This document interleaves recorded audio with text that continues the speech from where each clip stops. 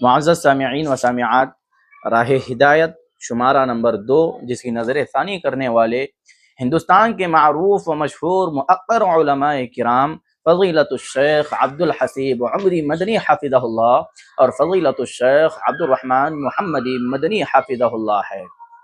راہ ہدایت اس پامفلیٹ میں عقیدہ توحید سے متعلق سوالات پیش کیے جا رہے ہیں اور ان سوالات کا مختصراً جواب دینے کی کوشش بھی کی جا رہی ہے۔ توحید عبادات کے قبول ہونے کے لیے پہلی شرط ہے۔ توحید دنیا و آخرت میں امن و ہدایت کا باعث، توحید جنت میں داخلہ اور جہنم سے بچانے کا سبب ہے۔ توحید یہ دین اسلام کا عظیم بنیادی رکن ہے۔ توحید یہ سب سے اہم اور ضروری ہے۔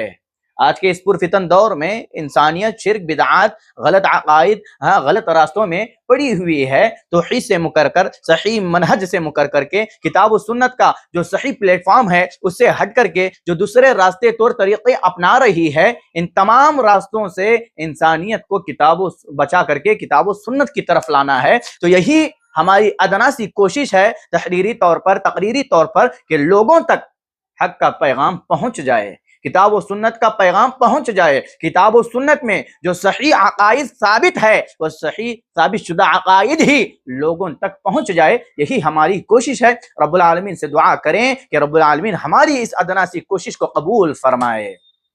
تو راہ ہدایت اس پامفلیٹ میں پہلا سوال جو پوچھا گیا ہے وہ توحید کسے کہتے ہیں، پہلا سوال جو ہے وہ توحید کسے کہتے ہیں، تو جواب کے طور پر ذکر کیا گیا ہے اللہ تعالیٰ کو اس کی ربوبیت، الوہیت اور اسماء و صفات میں ایک جاننا توحید ہے۔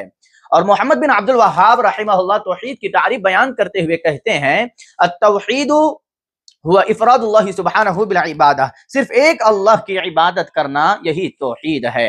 اور علامہ جرجانی رحمہ اللہ توحید کی تعریف بیان کرتے ہوئے کہتے ہیں التوحید ثلاثۃ اشیاء، معرفۃ اللہ بالربوبیت والاقرار بالوحدانیت ونفی الانداد منہ جملۃ۔ توحید یہ 3 چیزوں کا نام ہے۔ رب العالمین کی ربوبیت کی پہچان، اس کی وحدانیت کا اقرار اور اس سے تمام شریکوں کی نفی کرنا، یہ توحید ہے۔ توحید یہ سب سے اہم اور ضروری چیز ہے۔ آپ دیکھیں دیگر جماعتوں کا بھی جائزہ لیں اور جماعت اہل الحدیث کو بھی دیکھیں تو آپ کو معلوم ہوگا کہ اس روئے زمین پر سب سے زیادہ توحید پر اگر کام کرنے والی جماعت ہے تو وہ جماعت اہل الحدیث ہے۔ یہ سب سے زیادہ توحید پر زور دیتی ہے اور بھٹکی ہوئی انسانیت کو توحید پر لا کھڑا کرنے کی تمام کوششیں کرتی ہے۔ جو لوگ توحید سے ہٹے ہوئے ہیں، شرک بدعات میں پڑے ہوئے ہیں، یہ جماعت ان لوگوں کی فکر کرتی ہے کہ یہ ہمارے جو اپنے بھائی شرک، بدعات، غلط عقائد، غلط چیزوں میں جو پڑے ہوئے ہیں، یہ ہمارے اپنے بھائی ان تمام چیزوں سے بچ کر کے توحید کی طرف آ جائے، کیونکہ اس جماعت کو معلوم ہے کہ کامیابی کے لیے جو سب سے پہلی جو سیڑھی ہے وہ توحید ہے۔ توحید نہیں ہے تو کچھ نہیں ہے۔ رب العالمین نے سورہ بقرہ کے اندر کہا وَإِلَٰهُكُمْ إِلَٰهٌ وَاحِدٌ لَا إِلَٰهَ إِلَّا هُوَ الرَّحْمَٰنُ الرَّحِيمُ، کہ اور تم سب کا معبود ایک ہی ہے، اس کے سوا کوئی معبود برحق نہیں ہے، وہ بے حد رحم والا اور بڑا مہربان ہے۔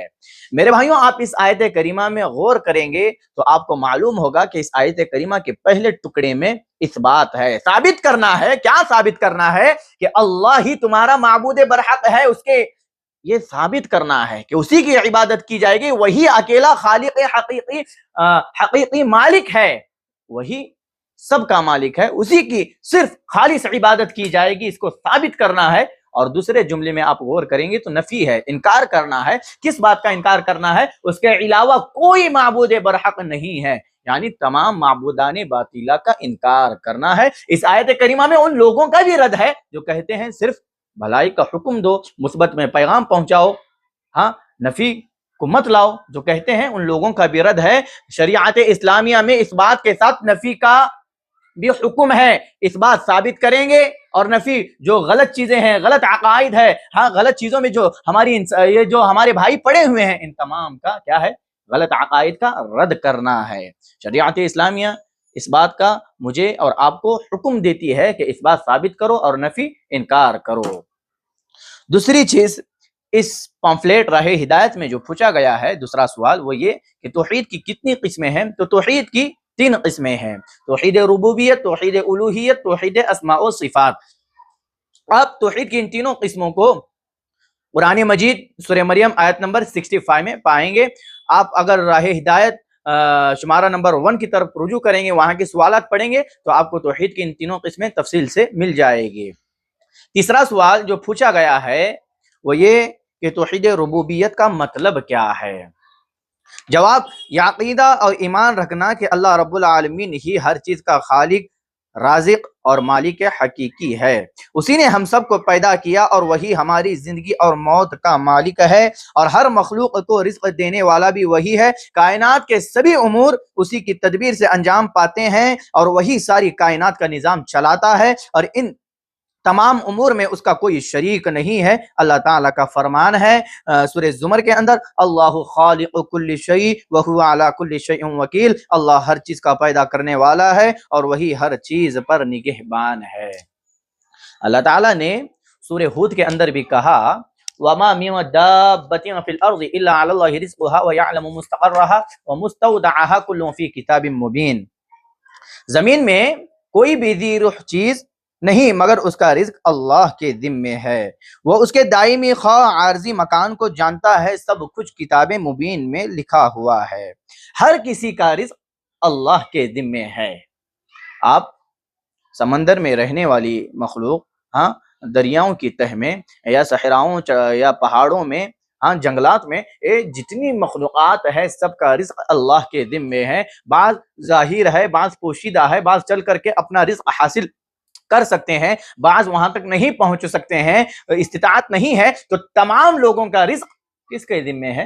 اللہ کے ذمے ہے۔ اللہ تعالیٰ توحید کا باب، توحید کا سبق اللہ تعالیٰ جس کو دے، کوئی کسی کے اندر مجال طاقت نہیں ہے کہ اس کو روک سکے، اور اللہ جس کے لیے دروازے بند کر دے، کسی کے اندر طاقت ہمت نہیں ہے کہ اس کے لیے کھول دے۔ یہ توحید ہے۔ رب العالمین نے قرآن مجید سورہ فاطر کے اندر کہا، ما يفتح الله للناس من رحمة فلا ممسك لها وما يمسك فلا مرسل له من بعده وهو العزيز الحكيم۔ اللہ تعالیٰ کہہ رہا ہے، اللہ تعالیٰ لوگوں کے لیے اپنے رحمت کے دروازے کھول دیتا ہے، انہیں کوئی بند کرنے والا نہیں، اور جس کے لیے وہ بند کر دے اسے کوئی کھولنے والا نہیں ہے، اور وہی غالب حکمت والا ہے۔ اللہ تعالیٰ قرآن مجید میں واضح طور پر کہہ رہا ہے، جس کے لیے اللہ کھول دے اس کے لیے کوئی بند کرنے والا نہیں ہے، اور جس کے لیے اللہ بند کر دے اس کے لیے کوئی کھولنے والا نہیں ہے۔ تو یہ ہمارے اپنے بھائی کہاں جا رہے ہیں، کس دشا کا رخ ہمارے اپنے بھائی کر رہے ہیں؟ اللہ واضح طور پر کہہ رہا ہے کہ میں ہی رزاق ہوں، میں ہی روزی روٹی تک رسائی کرنے والا ہوں، مصیبتوں کو دور کرنے والا ہوں۔ اللہ کہہ رہا ہے، پھر بھی ہمارے بھائی کیوں جا کر کے اپنی حاجتوں کو وہاں پر پوری کر رہے ہیں؟ اللہ حفاظت فرمائے۔ چوتھا سوال جو پوچھا گیا ہے وہ یہ کہ بندوں پر سب سے پہلے کیا چیز واجب ہے؟ جواب دیا گیا ہے کہ بندوں پر واجب ہے کہ وہ صرف اللہ کی عبادت کرے، اس کے ساتھ کسی کو شریک نہ ٹھہرائے۔ پوری کائنات کی ہر چیز اللہ رب العزت کی عبادت گزار ہے۔ اللہ تعالیٰ قرآن مجید میں کہہ رہا ہے، اللہ نے کہا، تسبح له السماوات السبع والارض ومن فيهن وان من شيء الا يسبح بحمده ولكن لا تفقهون تسبيحهم۔ سورہ بنی اسرائیل کے اندر اللہ نے کہا، کوئی چیز ایسی نہیں جو اس کی حمد و ثنا کے ساتھ اس کی تسبیح نہ کر رہی ہو مگر تم ان کی تسبیح سمجھتے نہیں۔ اللہ تعالیٰ واضح طور پر کہہ رہا ہے کہ کائنات کی ہر چیز رب العالمین کی حمد و ثنا میں لگی ہوئی ہے، اس کی حمد کے ساتھ اس کی تسبیح بیان کر رہی ہے۔ یہ اللہ کا اس کے بندوں پر پہلا حق ہے، واجبی حق ہے کہ اس کے بندے صرف اللہ کی عبادت کرے، اللہ کی عبادت میں کسی کو شریک نہ ٹھہرائے۔ نبی علیہ الصلوۃ والسلام نے فرمایا، فإن حق اللہ علی العباد ان یعبدوہ ولا یشرکوا بہ شیئا، اللہ کا بندوں پر یہ حق ہے کہ وہ صرف اسی کی عبادت کرے اور کسی کو اس کے ساتھ شریک نہ ٹھہرائے۔ یہ بندوں پر سب سے پہلا واجبی حق ہے۔ سوال نمبر 5 پوچھ رہے ہیں توحید ربوبیت پر کون سی چیزیں دلالت کرتی ہے؟ یہاں پر جواب کے طور پر ذکر کیا گیا ہے فطرت سلیمہ، کائنات کا ذرہ ذرہ، کائنات کا بہترین نظام، عقل سلیم، تمام مخلوقات کی محتاجگی، تمام امتوں کا اس بات پر اجماع ہے کہ اگر دو معبود ہوتے تو کائنات میں فساد مچ جاتا۔ یہ تمام باتیں توحید ربوبیت پر دلالت کرتی ہے۔ آپ دیکھیں اللہ تعالیٰ نے قرآن مجید میں کہا ہے ھذا خلق اللہ فارونی ماذا خلق الذین من دونہ، یہ کائنات کی جتنی چیزیں آپ دیکھ رہے ہیں یہ سب اللہ کی بنائی ہوئی ہے۔ انسان کائنات کے ذرے ذرے پر غور و فکر کرے گا، اپنے عقل کا صحیح استعمال کرے گا تو توحید کو پہچانے گا، رب العالمین کی قربت اس کو حاصل ہوگی اور وہ متقی انسان بن جائے گا۔ اپنے عقل کا صحیح استعمال کرنا ہے، کتاب و سنت کے جو نصوص ہے ان نصوص کو صحابہ کرام رضی اللہ عنہم اجمعین کے اصول و ضابطوں پر اگر وہ اپنی عقل کا استعمال کر کے سمجھے گا، سمجھنے کی کوشش کرے گا تو وہ توحید کو جانے گا، توحید کو پہچانے گا اور توحید کے مطابق ہی اپنی زندگی گزارے گا۔ اس کے بعد سوال نمبر 6 پوچھ رہے ہیں کہ ربوبیت میں شرک کیا ہے؟ ربوبیت میں شرک یہ ہے یہ عقیدہ رکھنا کہ کائنات میں اللہ کے سوا بھی کوئی نفع و نقصان کا مالک ہے، یا یہ کہ اللہ تعالیٰ نے کسی مخلوق کو کائنات میں اختیار دے رکھا ہے۔ مثال کے طور پر انبیاء و رسول، فرشتوں یا اولیاء و صالحین کو کائنات کے امور تصرف کا مالک سمجھنا، یہ سب ربوبیت میں شرک ہے۔ کائنات کا نظام چلانے والا اللہ ہے، ہر پریشانی کو دور کرنے والا اللہ ہے، ہر حاجت کو پوری کرنے والا اللہ ہے، دعاؤں کو سننے والا اللہ ہے۔ اگر کوئی یہ عقیدہ رکھے کہ اللہ کے علاوہ کوئی اور بھی ہے جو ہماری مصیبتوں کو دور کرتا ہے، ہماری پریشانیوں کو دور کرتا ہے، ہماری حاجتوں کو پوری کرتا ہے، تو یہ اللہ تعالیٰ کی ربوبیت میں شرک ہے۔ اس کے بعد سوال نمبر 7 پوچھا گیا کیا صرف توحید ربوبیت کا اقرار کرنے سے کوئی شخص اسلام میں داخل ہو سکتا ہے؟ جواب ذکر کیا گیا ہے نہیں، محض توحید ربوبیت کا اقرار کرنے سے انسان مسلمان نہیں ہوتا۔ اسلام میں داخل ہونے کے لیے ضروری ہے کہ انسان توحید ربوبیت کے ساتھ ساتھ توحید الوہیت اور توحید اسماء و صفات پر بھی مکمل ایمان رکھے اور ان کا اقرار کرے۔ اگر کوئی شخص اس بات کا اعتقاد رکھے کہ اللہ تعالیٰ ہی ہمارا رب ہے، اللہ تعالیٰ ہی ہمارا خالق ہے، اللہ تعالیٰ ہی ہمارا مالک ہے، اس بات کو مانے اور وہ اس بات کا بھی عقیدہ رکھے کہ ہمیں جو رزق ملتا ہے، رزق پہنچتا ہے، ساری اللہ تعالیٰ کا نظام ہے، کیونکہ رزق اسی کے ذمے ہے۔ ربوبیت کو تو مان رہا ہے لیکن الوہیت کو نہیں مان رہا ہے، اسماء و صفات کو نہیں مان رہا ہے، تو ایسا شخص دائرہ اسلام میں داخل نہیں ہوگا اور وہ مسلمان نہیں ہے۔ رب العالمین نے قرآن مجید سورہ عنکبوت کے اندر مشرکین مکہ کا عقیدہ بیان کیا ہے، کہا فَإِذَا رَكِبُوا فِي الْفُلْكِ دَعَوُا اللَّهَ مُخْلِصِينَ لَهُ الدِّينَ فَلَمَّا نَجَّاهُمْ إِلَى الْبَرِّ إِذَا هُمْ يُشْرِكُونَ۔ پھر جب یہ کشتی میں سوار ہوتے ہیں تو دین کو اللہ کے لیے خالص کر کے بس اسی سے کیا دعائیں مانگتے ہیں، پھر اللہ جب انہیں نجات دے کر خشکی پر لے آتا ہے تو اسی آن شرک کرنے لگتے ہیں۔ اللہ تعالیٰ اس آیت کریمہ میں کہہ رہا ہے مشرکین مکہ کا عقیدہ دیکھے، جب وہ کشتی پر سوار ہوتے ہیں، مصیبت میں پڑتے ہیں تو وہ اللہ کو پکارتے ہیں، اور جب مصیبت سے نجات ملتی ہے، مصیبت سے بچ جاتے ہیں تو اسی آن کیا ہے شرک کرنے لگتے ہیں اللہ کو چھوڑ کر کے۔ جو بچے ہوئے ہیں، نجات پائی ہے، ان تمام چیزوں کی نسبت وہ معبودان باطلہ کی طرف کرتے ہیں کہ ہم نے انہی کی وجہ سے نجات پائی ہے۔ ربوبیت کو مان کر کے جب پریشانی آتی ہے تو اللہ کو پکارتے ہیں، پریشانی چلی جاتی ہے تو اللہ کو نہیں پکارتے ہیں۔ اور آج کے مشرک، پہلے کے مشرک میں آپ یا مشرکین میں اور موحدین میں اگر آپ فرق دیکھیں گے تو یہی ہے کہ موحدین ہر حال میں اللہ تعالیٰ کو پکارتے ہیں، ہر مصیبت میں اللہ کو پکارتے ہیں، غمی میں، خوشی میں، زندگی کے ہر موڑ پر وہ اللہ کو پکارتے ہیں۔ لیکن مشرکین کا حال اس کے برعکس ہے، وہ صرف مصیبت میں اللہ کو پکارتے ہیں، مصیبت چلی جائے گی تو پھر وہ اللہ کو بھولتے ہیں، اللہ کو بھول کر کے اوروں کے درباروں پر چلے جاتے ہیں۔ یہ چیزیں نہیں ہونی چاہیے۔ اس کے بعد سوال نمبر 8 پوچھا گیا ہے کہ ہمارا رب کون ہے اور وہ کہاں ہے؟ جواب ہمارا رب اللہ ہے اور وہ 7ویں آسمانوں کے اوپر عرش پر مستوی ہے، البتہ علم سننے اور دیکھنے کے اعتبار سے ہمارے ساتھ ہے۔ اللہ تعالیٰ کا فرمان ہے سورہ طٰہٰ کے اندر الرحمن علی العرش استویٰ، رحمان عرش پر مستوی ہے۔ استواء کا معنی جو ہے الارتفاع والعلو، یعنی بلند ہونا، اونچا ہونا، ارتفاع یعنی اونچا ہوا۔ استواء الی السماء، آپ دیکھیں کہ بہت سارے لوگ یہ عقیدہ رکھتے ہیں کہ اللہ تعالیٰ ہر جگہ ہے۔ میرے بھائیوں، یہ بہت ہی غلیظ اور گندا عقیدہ ہے کہ اللہ تعالیٰ ہر جگہ ہے۔ آپ کتاب و سنت کا مطالعہ کریں تو آپ کو یہ بات معلوم ہوگی کہ اللہ تعالیٰ صرف کیا ہے، عرش پر مستوی ہے۔ علم سننے دیکھنے کے اعتبار سے ہر جگہ ہے۔ اللہ تعالیٰ ہر کسی کو سن رہا ہے، ہر کسی کو دیکھ رہا ہے۔ اپنی ذات کے اعتبار سے اللہ کسی کے ساتھ نہیں ہے، اپنی ذات کے اعتبار سے اللہ تعالیٰ عرش پر ہے۔ وہ لونڈی کا واقعہ بہت ہی معروف و مشہور ہے کہ نبی علیہ الصلوۃ والسلام کی خدمت میں جب آئے تو نبی علیہ الصلوۃ والسلام نے سوال کیا، این اللہ، اللہ تعالیٰ کہاں ہے؟ ہاں، تو اس لونڈی نے کیا کہا؟ قالت فی السماء، کہ اللہ آسمان میں ہے۔ پھر نبی علیہ الصلوۃ والسلام نے کہا کہ میں کون ہوں؟ تو اس لونڈی نے کہا قالت انت رسول اللہ، آپ اللہ کے رسول ہے۔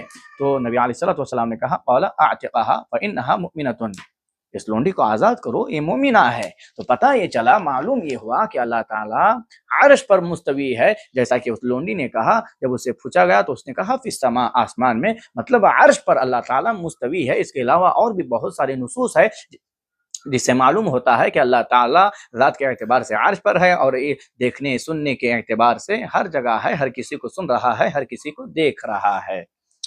اس کے بعد سوال نمبر 9 پوچھا گیا ہے، توحید الوہیت کا مفہوم کیا ہے اور اس میں کون سی چیزیں شامل ہے؟ آپ شروع میں ہی یہ باتیں گزر چکی ہے، جواب کے طور پر پیش کیا جا رہا ہے۔ توحید الوہیت کا مفہوم اللہ کو ہی سچا الہ ماننا اور ہر قسم کی عبادت اسی کے لیے کرنا، مثلا رکوع، سجدہ، قربانی، نذر و نیاز اسی کے لیے کرنا، اور دعا بھی اسی سے مانگنا، مصیبت کے وقت صرف اور صرف اسی سے مدد مانگنا، ہر چیز اسی سے مانگنا، اسی کی قسم کھانا، اور اپنی تمام عبادتوں کو اسی کے لیے خالص کرنا، یہ ساری چیزیں توحید الوہیت میں شامل ہیں۔ اللہ کا فرمان ہے الا للہ الدین الخالص، خبردار اللہ تعالیٰ ہی کے لیے خالص عبادت کرنا ہے۔ توحید الوہیت کا مفہوم یہ ہے کہ صرف اللہ کی عبادت کی جائے گی، اللہ کی عبادت میں کسی کو شریک نہیں ٹھہرایا جائے گا۔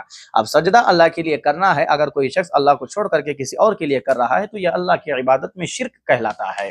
اب مثال کے طور پر دعا اللہ سے مانگنی ہے، اگر کوئی شخص اللہ کو چھوڑ کر کے سوئے ہوئے لوگوں سے دعا مانگے تو یہ شرک ہے۔ اور کیا ہے، اپنی مصیبت میں اللہ کو پکارنا ہے، اگر کوئی شخص کسی اور کو پکارے تو یہ شرک ہوگا۔ گویا نذر و نیاز، قربانی کرنا، یہ جتنے معاملے ہیں یہ سب اللہ کے لیے خالص ہونی چاہیے، یہی توحید ہے۔ اگر قربانی، نذر و نیاز اللہ کو چھوڑ کر کے کسی اور کے لیے یا آستانوں پر ہم جانوروں کو ذبح کریں گے تو یہ اللہ کے ساتھ شرک ہے، شرک کرنا ہے، یہ ہرگز اللہ اس کو پسند نہیں کرے گا۔ اس کے بعد سوال نمبر 10 پوچھ رہے ہیں، توحید الوہیت کی اہمیت کیا ہے؟ توحید الوہیت کی اہمیت، اللہ تعالیٰ نے ہمیں پیدا ہی اس مقصد کے لیے کیا ہے کہ ہم صرف اسی کی عبادت کریں اور اس کے ساتھ کسی کو شریک نہ ٹھہرائیں۔ اللہ تعالیٰ کا فرمان ہے سورہ ذاریات کے اندر، اللہ تعالیٰ نے کہا وما خلقت الجن والانس الا لیعبدون، اور میں نے جنوں اور انسانوں کو صرف اسی کے لیے پیدا کیا ہے کہ وہ میری عبادت کریں۔ اسی اہم مقصد کے لیے اللہ تعالیٰ نے انبیاء و رسول کو بھیجا اور آسمانی کتابیں نازل فرمائیں تاکہ لوگوں کو توحید کی دعوت دی جا سکے اور وہ خالص عبادت کے ذریعے اللہ کے قریب ہو سکیں۔ یہ توحید الوہیت کا مفہوم ہے۔ اللہ نے انسانوں اور جناتوں کو کیوں پیدا کیا ہے، اس پر غور و فکر کرنے کی ضرورت ہے۔ اللہ نے ہمیں عیش و عشرت، کھانے پینے، سونے جاگنے، اسی کے لیے، اپنی ضروریات پوری کرنے کے لیے ہی پیدا نہیں کیا ہے، بلکہ اللہ نے سب سے اہم اور بنیادی نقطہ میری اور آپ کی زندگی کا جو ہے وہ یہ کہ میں اور آپ صرف اللہ کی عبادت کریں، اللہ کی عبادت میں کسی کو شریک نہ ٹھہرائے۔ ہر چیز کا مقصد ہوتا ہے۔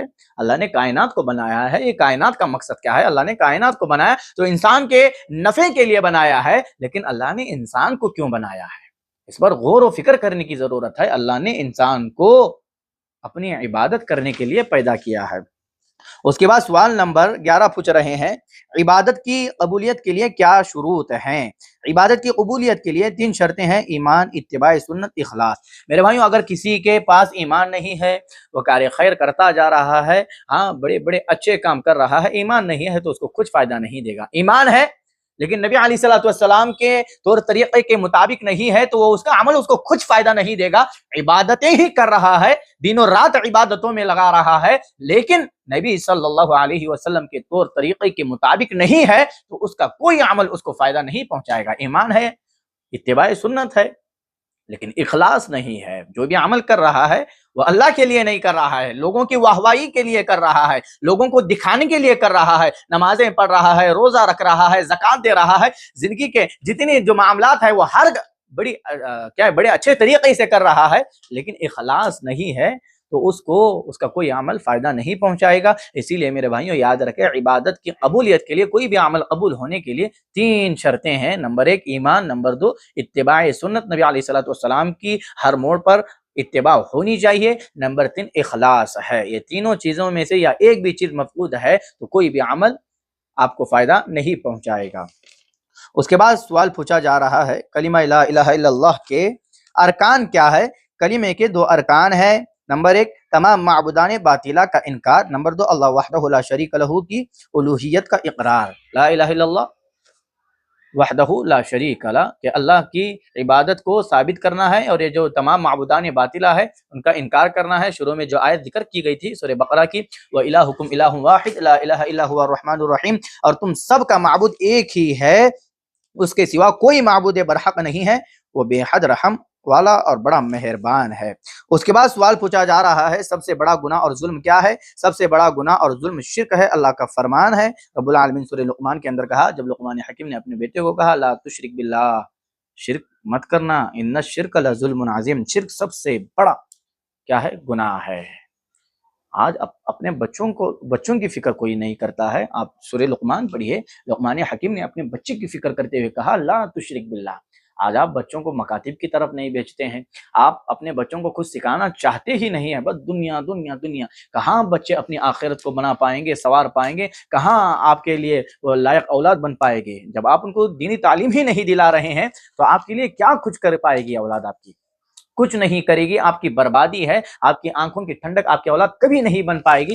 اسی لیے میرے بھائیوں اپنے بچوں کو شروع سے ہی، جب وہ چھوٹے چھوٹے ہوتے ہیں اسی وقت سے ہی توحید کا درس، توحید کا پیغام اپنے بچوں کو پڑھاؤ، اور انہیں شرک کی سنگینی سے، شرک کی جو بربادی ہے اس سے ڈراؤ، تاکہ وہ بچوں کے دل و دماغ میں بیٹھ جائے، اور جب بچہ بڑا ہو تو انہی چیزوں کے ساتھ بڑا ہو اور کسی غلط طور طریقے کے طرف نہ سرک پائے۔ ہاں، اس کے بعد جو سوال پوچھا جا رہا ہے، مشرکین مکہ توحید کی کون سی قسم مانتے تھے؟ آپ کو معلوم ہو چکا ہے کہ مشرکین مکہ توحید ربوبیت کو مانتے تھے، یعنی یہ تسلیم کرتے تھے کہ اللہ خالق اور مالک ہے، لیکن توحید الوہیت کا انکار کرتے تھے۔ اس کے بعد آخری سوال پوچھا جا رہا ہے کہ طاغوت سے کیا مراد ہے؟ جواب، طاغوت کا مطلب ہے ہر وہ چیز جس کی اللہ کے سوا عبادت کی جائے۔ رب العالمین نے سورہ نحل کے اندر کہا وَلَقَدْ بَعَثْنَا فِي كُلِّ أُمَّةٍ رَسُولًا أَنِ اعْبُدُوا اللَّهَ وَاجْتَنِبُوا الطَّاغُوتَ، یقیناً ہم نے ہر امت میں ایک رسول بھیجا کہ تم اللہ کی عبادت کرو اور طاغوت سے بچو۔ طاغوت کا معنی لغوی اعتبار سے سرکشی ہے۔ طاغوت کا لفظ یہ وسیع المفہوم ہے، ہر وہ چیز جس کی اللہ کے سوا عبادت کی جائے اور وہ اس عبادت کو جو اللہ اور اس کے رسول صلی اللہ علیہ وسلم کے اطاعت کے مقابلے کی جا رہی ہو پسند کرے، طاغوت ہے۔ اللہ تعالیٰ نے سورہ نازعات کے اندر کہا فَأَمَّا مَن طَغَىٰ وَآثَرَ الْحَيَاةَ الدُّنْيَا فَإِنَّ الْجَحِيمَ هِيَ الْمَأْوَىٰ، جس نے سرکشی کی اور دنیاوی زندگی کو ترجیح دی اس کا ٹھکانہ جہنم ہے۔ یہ طاغوت شیاطین انسانوں میں سے بھی ہے، خواہ وہ انسانوں میں سے ہو یا جنات میں سے، جو اللہ کی عبادت کو چھوڑ کر کے غیروں کی عبادت کی طرف دعوت دیتے ہیں، یہ طاغوت ہے۔ ان تمام چیزوں سے بچنا ہے اور اپنے عقیدے کو صحیح اور درست کرنا ہے، توحید کے مطابق زندگی گزارنی ہے۔ تو یہ کچھ سوالات اس میں ذکر کیے گئے تھے